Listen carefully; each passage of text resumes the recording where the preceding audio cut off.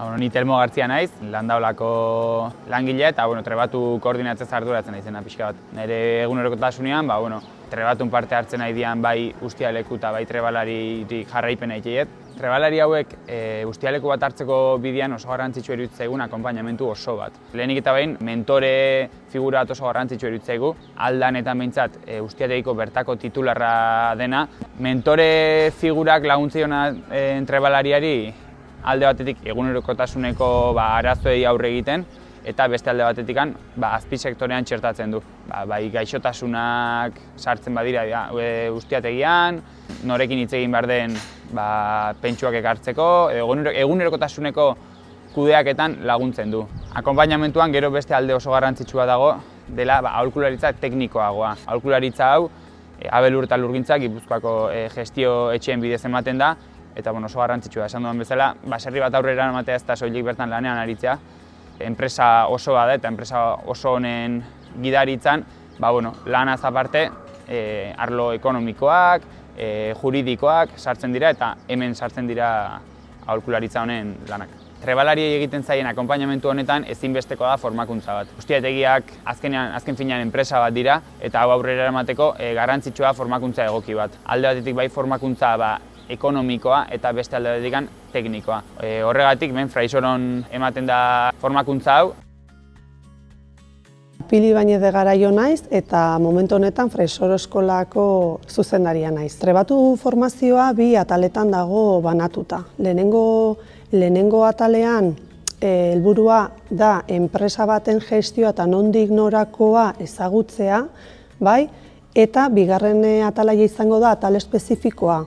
Bai teknikoa, bai ganaderitzan, bai baratzagintzan, frutagintzan, arlo tekniko edo teoriko hori emango da. Momentu honetan formazioaren lehenengo atala edo partea ematen ari gara, eta kontutan izan da alternantziako kontratu bat daukatela, beraiek bakoitza esplotazioa batean daudela ikasten nola funtzionatzen duen esplotazio hori, eta kontutan edukita askotan lan asko dutela, saiatu gara formazioa epe luzego batean ematen, baino ez egunero. Hau da, etorri izan dira ikasleek astean bitan, neguan etorri izan dira astean 3tan, eta orain udaberrian normalen ekoizpen gehienetan lanak gehitu edo onditzen direnean, ja hemendik aurrera esplotazioan jarraituko dute.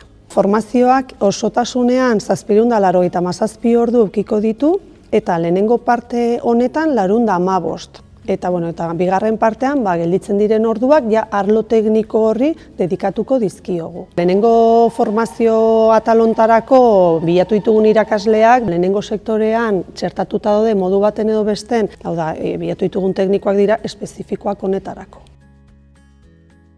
Ibon Kalbio naiz, momentu honetan maisu lanen egiten naiz, baino printzipioz aholkularitza munduan sartuta nago. Erakusten naizena da negozio bat hasteko trebalari batek egin behar dituen pauso guztiak, hortan lagundu eta erakutsi zer nola egin behar dituen pauso guztiak.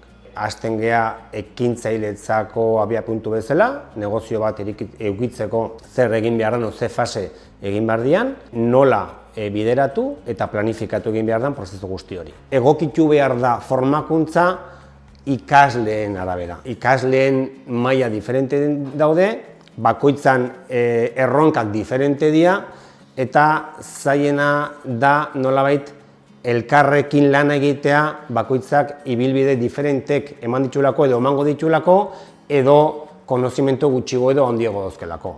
Dokumentazio handirik ez dugu eman, kasu praktikoak erabilizan ditugu, eta erabilizan ditugu baita trebalari bakoitzaren egoera zein den eta bere kasu konkretua erabilizan dugu erabilgarri izateko ikasitakoa beraien negozioan martxan jartzeko.